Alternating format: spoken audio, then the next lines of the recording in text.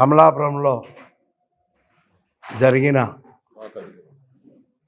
కదిలిరా చంద్రబాబు నాయుడు పిలుపు మేరకు చంద్రబాబు నాయుడు బహిరంగ సభకు విశేష జన సమీకరణ జరిగింది. ప్రజలు స్వచ్ఛందంగా పాల్గొన్నారు. దాదాపు 1,00,000 మందితో బహిరంగ సభ కడప జిల్లాలో విజయవంతమైంది. చాలామంది పార్టీలో కూడా చేరడం జరిగింది. త్వరలోనే అన్ని నియోజకవర్గాల నుంచి కూడా పార్టీలో చేరికలు బలమైన నాయకులంతా వైఎస్ఆర్సీపీ నాయకులంతా కూడా త్వరలోనే చేరే అవకాశం కూడా ఉంది. నిన్న ఇచ్చేసిన సభకు ప్రొద్దుటూరు నుండి నేను కానీ, ముక్తార్ కానీ, రాజేష్ రెడ్డి అన్న కానీ, ప్రభాకర్ అన్న కానీ, ఖలీల్ కానీ, నాగరాజు కానీ మా అందరి ఆధ్వర్యంలో భారీ జన సమీకరణ చేశాం. ఫుల్ సక్సెస్ అందరికన్నా మీరందరూ చెప్తున్నారు. మీదే బ్రహ్మాండంగా జరిగిందని ప్రోగ్రాం. వచ్చిన వాళ్ళందరికీ ధన్యవాదాలు తెలియజేసుకుంటూ, అలాగే ప్రొద్దుటూరులో బంగారం వ్యాపారం ఎక్కువ. బంగారు ప్రొద్దుటూరు అనే పేరుంది. పోలీసులు ఇంకా ఎలక్షన్ కోడ్ రాకముందే దాడులు చేయడం, ఎక్కడన్నా క్యాష్ తీసుకోకపోతే అంటే పట్టుకోవడము. ఇప్పుడు రైతులు కానీ ఏ పని చేసి సంపాదించుకునేది కూడా డబ్బుల రూపంలోనే.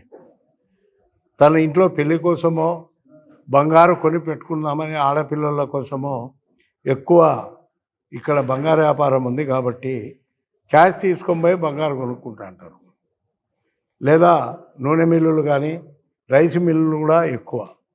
చిల్లర వ్యాపారం చేసుకునే వాళ్ళందరూ 4 లక్షలు, 5 లక్షలు, 10 లక్షలు వాళ్లకు మండీలలో ఇచ్చి కానీ, రైస్ మిల్లుల దగ్గర కానీ, రైస్ కానీ, మిగతా మండీ బజార్లకు పోయే వ్యక్తుల దగ్గర సరుకులు కొనేదానికి కానీ, రైతులు కానీ, పెళ్ళిళ్ళకు కానీ, చావులకు కానీ అన్నిటికీ సరుకులు కొనుక్కుంటుంటారు.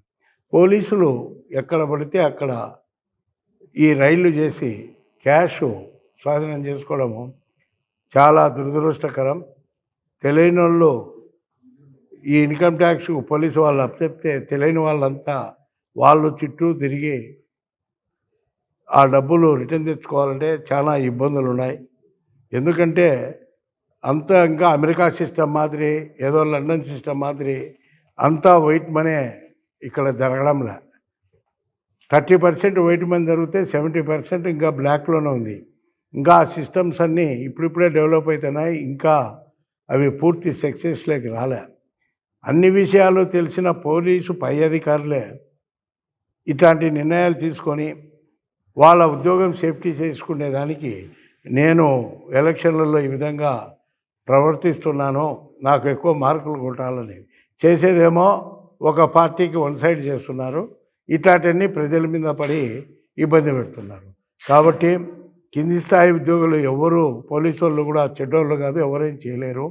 ఎస్పీ గారు గొప్ప మనసుతో ప్రజల్ని ఇబ్బంది పెట్టకుండా ఎలక్షన్ కోడ్ వచ్చినాక ప్రజలకు కూడా అర్థమవుతుంది, అప్పుడు జాగ్రత్తలు తీసుకుంటారు. కానీ ఎలక్షన్కు ముందే ఇట్లాంటివన్నీ ఆదేశాలు ఇచ్చి చెక్ పోస్టులు పెట్టి డబ్బును సీజ్ చేయడం అనేది చాలా బాధాకరమైన.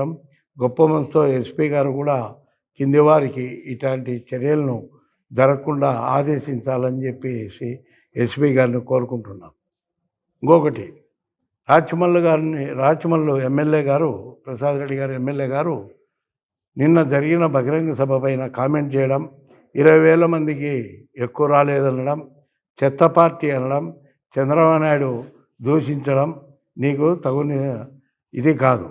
ఎందుకంటే చంద్రబాబు వయసులో సగం లేదు నీ వయసు. ఆయన ఇప్పటికి 3 టైమ్స్ ముఖ్యమంత్రి అయ్యాడు. మళ్ళా 4వ తూరు కూడా ముఖ్యమంత్రి కాబోతున్నాడు. చంద్రబాబు నాయుడు నువ్వు కూడా తెలుగుదేశం పార్టీలో ఉన్నావు. చంద్రబాబు నాయుడు దగ్గర రోజా కూడా పనిచేసింది. రోజా వస్తే కండవా కప్పితే నువ్వు కూడా తెలుగుదేశం పార్టీలో చేరినావు. ఇవన్నీ మర్చిపోవాకు. అవకాశవాద రాజకీయాలు మానుకొని ఒక హోందాగా 10 సంవత్సరాలు ఎమ్మెల్యేగా ఉన్నావు కాబట్టి టైం దగ్గరికి వచ్చింది, అయిపోయేదని కూడా ప్రజలు నీకు తీర్పిచ్చేదానికి నీకు అనుకూలంగా సిద్ధంగా లేరు.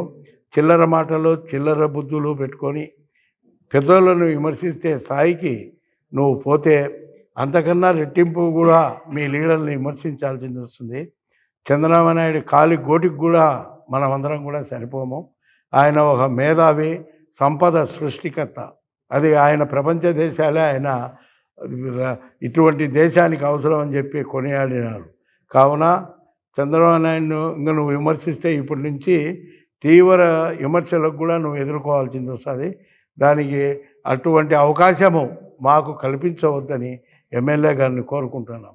ఎందుకంటే మాటకు ముందు ఎన్నో అబద్ధాలు ఆడి రెండు పర్యాయములు నువ్వు ఎమ్మెల్యే అయినావు. నీ అబద్ధాలన్నీ గమనించుకున్నారు, నీ దౌర్జన్య చేష్టాలన్నీ చూశారు, నీ అకృతాలన్నీ చూశారు, నీ చిలిపి చేష్టాలన్నీ చూశారు.